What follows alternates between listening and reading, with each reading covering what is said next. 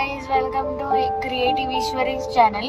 तर आता आज आपण जाणार आहोत स्वयंसिद्ध मतिमंद मुलांसाठी केलेली एक स्पेशल शाळा।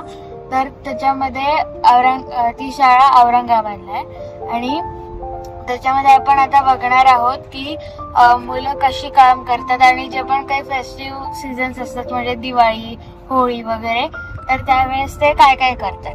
आणि अजून एक गोष्ट आपण बघणार आहोत या व्हिडिओमध्ये की त्या मुलांनी दिवाळीसाठी काय काय प्रिपरेशन केली, जसं की दिवे, पणत्या वगैरे। आणि जर तुम्हाला व्हिडिओ खूप आवडला तर तुम्ही जास्तीत जास्त लोकांना हा व्हिडिओ शेअर करा आणि लाईक आणि सबस्क्राईब सुद्धा करा।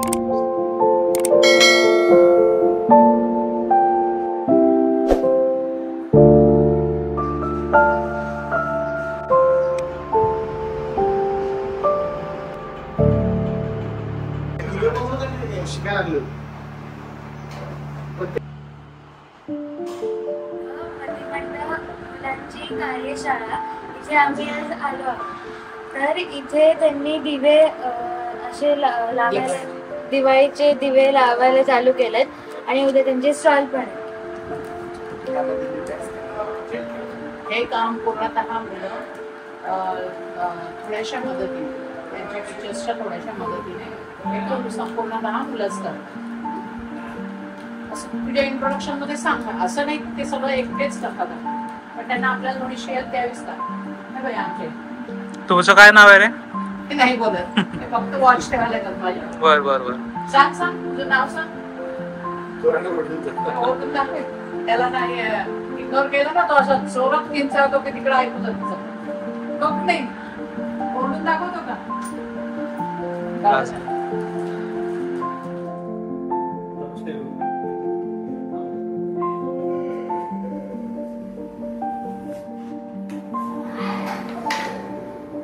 उलटी बाजू घे, उलट कर दुर्गा, कॅन्डल उलटी कर।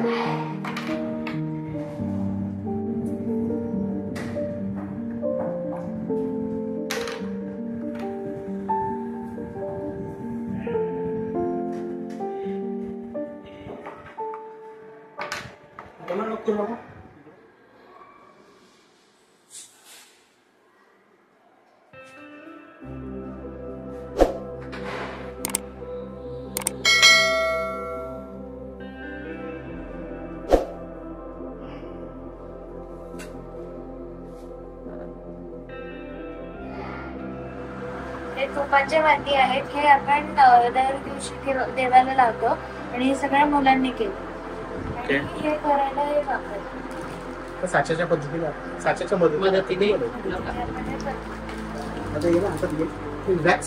हे वॅक्सचे टी कॅन्डल्स, हे बाजारात खूप म्हणजे फेमस आहेत।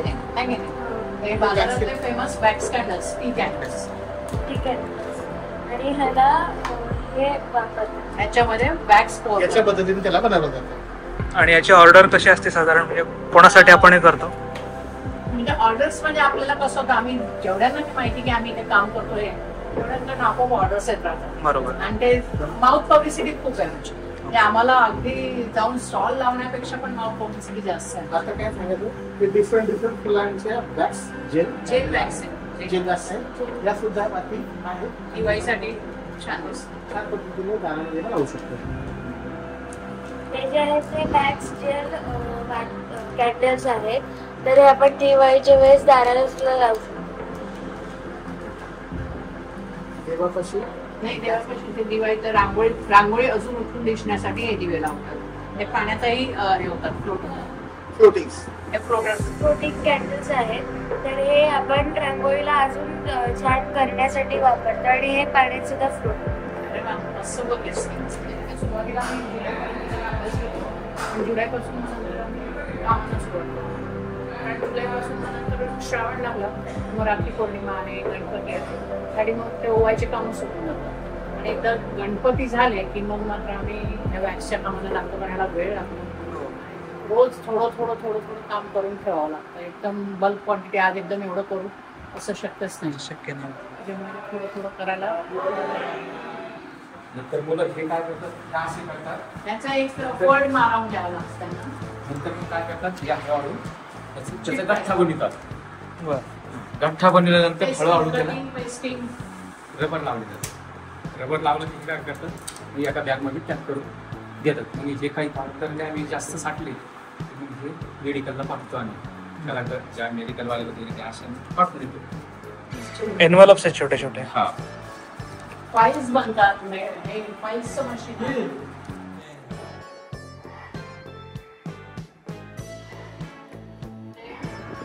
हे जसं आता पाहिलं आपण हा वॅक्स तर ते तापवलेलं असते त्यांना ते करून द्यावं नाही. हे जे टाकतायत हे ह्याच्यात टाकायचं. त्याच्या ह्या अशा फुलवाती तयार होतात आणि त्याच्यामध्ये वाद आधीच टाकून द्यायचे. हा आधी फुलवाती टाकून ठेवतो आम्ही. आणि हे जे टाकतायत हे आता हे लाल साचे दाखवता येईल लगेच बनवशील ना. हे पण बनवतात. हे तर आपण खूप बनवतोय. बरं मग ह्याचं प्रिंटिंग वगैरे जे आहे ते कुठं होतं मग? प्रिंटिंग आपणच करतो. बरं सगळ्या मुलांना सोबत घेऊन करतो. काही मुलं करतात काही मग दाखवा एक त्याची प्रिंट मागच्या साईडचं. ओके हे सगळं मुलंच करतात. सगळे मुलं करतात. म्हणजे आम्हाला थोडंसं टच करावं लागतं त्यांना. शिकवावं लागतं. हो शिकवावं लागतं. प्रत्येक जे डिपेंड जर त्यांच्यावर आहे तुम्ही भरपूर चुका होतात त्याच्यात स्वतः भरपूर ते असं. खाऊ देणार त्याला पटकन हात वाय केलं एकदम मस्त. काय सगळे त्यांचे काय विचारलं ऐश्वरी तू? नाही तिला म्हणते नुसतं हे दिवाळीच्या वेळेस हेच काम असतं फक्त पण ह्याच्या व्यतिरिक्त पण सण सुरू झाले की मग राख्या बनवणं सुरू होऊन जातं. मोतीच्या माळा आम्ही बनवतो. तेच काढले मी आता माझ्या डोक्यात ते आले मोतीच्या माळा आता त्या 2-3च काढल्यात मी त्या. म्हणजे मोतीच्या माळा पण आम्ही बनवून घेतो. मग त्या मोतीच्या माळांसाठी त्यांना आय हँड कोऑर्डिनेशन कलर हे कन्सेप्ट हे सगळ्या गोष्टी महत्वाच्या आहेत. कॉन्सन्ट्रेशन ते करत. कॉन्सन्ट्रेशन फार गरजेचं कारण त्यांचं नसतंच मुळात ते कॉन्सन्ट्रेशन आणि ते मोतीच्या माळांना कसं बारीक आय हँड कोऑर्डिनेशन पण ते फार यायला लागतं. ते वेळ लागतो त्यांना. कंटाळतात कधी कधी. त्या हळूहळू सवयीने करायला लागले पण व्यवस्थित करतात. राख्या करताना राख्या करायला मिळतो हे असं आम्ही करत तर पुष्कळ राहतो. डॉक्टरच काही राहत नाही. हे पण आहे तुमच्याकडे कॅन्डल्स असतात ना कॅन्डल्स होल्डिंग म्हणून हे मागच्या वेळेस केलं होतं. मग मला ना ते सक्सेसफुल नाही झालं म्हणून मी त्याच्यात फोन केला पण हे पण सक्सेस नाही होते. नुसतं कॅन्डल नाही हे होतं होल्डिंग होतं की त्याच्या आतमध्ये तुम्ही कॅन्डल ठेवा आणि तशी स्टँड नाही म्हणून पण ते नाही झाले सक्सेस.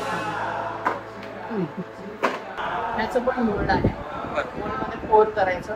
त्यांना पोर करायचं त्यांना शिकवून टाकलेलं आहे कसं पोर करायचं. बरोबर करतात. मग गरम असतं का ते मटेरियल? हा वॅक्स आपण गरम करायचं. ओके त्यात ते ह्याला यायपर्यंत थोडं थांबते मी नंतर पोर करायला त्यांना देते. ग्लासमध्ये हे देते त्यांना करून. त्याचे हँडल्सचे ग्लास आहेत मी तुम्हाला दाखवते.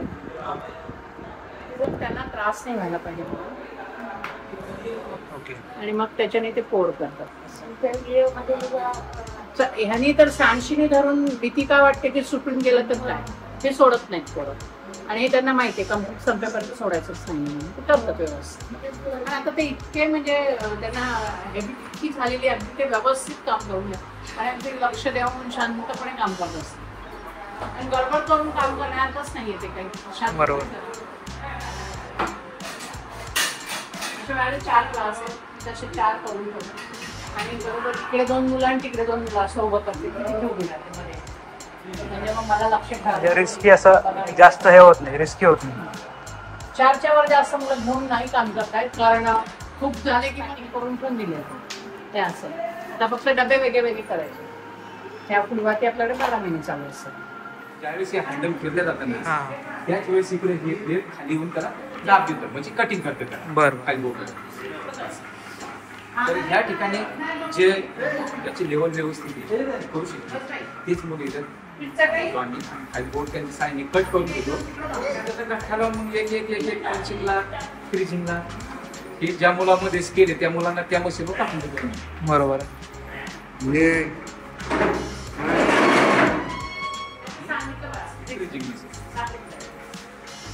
त्याला रोहनचं कसं सगळ्या मशीन्स माहिती आहे. सगळं काय करायचं हे माहिती आहे पण जेवढा इंडिपेंडेंटली तो नाही करतो. मदत सगळीकडे द्यायची. सगळीकडे मदत करणार.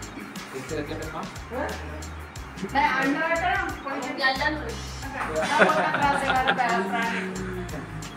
त्रास देतो आणि कामं खूप वाट करतो. खूप कामं करतो. तुझा डबा काढ.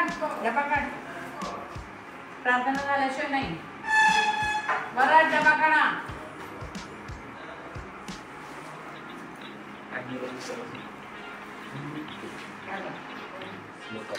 ते खूप म्हणजे सोयीस्कर झालं. तुम्ही असल्यामुळे ते खूप इझी झालं नसतं, आमच्या अवघड झालं असतं. म्हणजे आम्ही कालपासून परेशान आता तुमच्यामुळे चाललंय.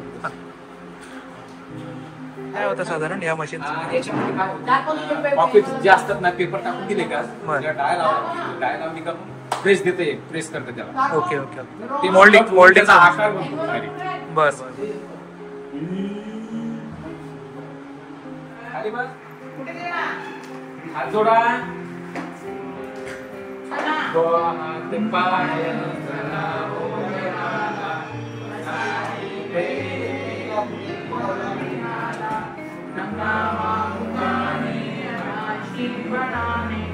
नकाटा उगाने करा स्वच्छ पाणी.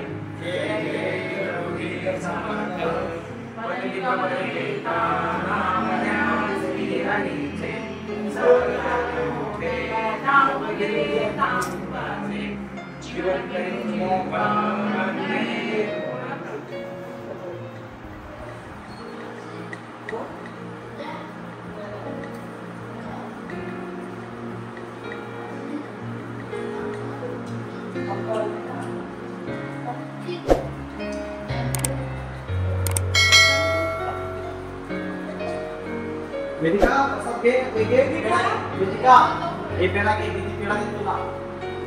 थँक्यू वेदिका.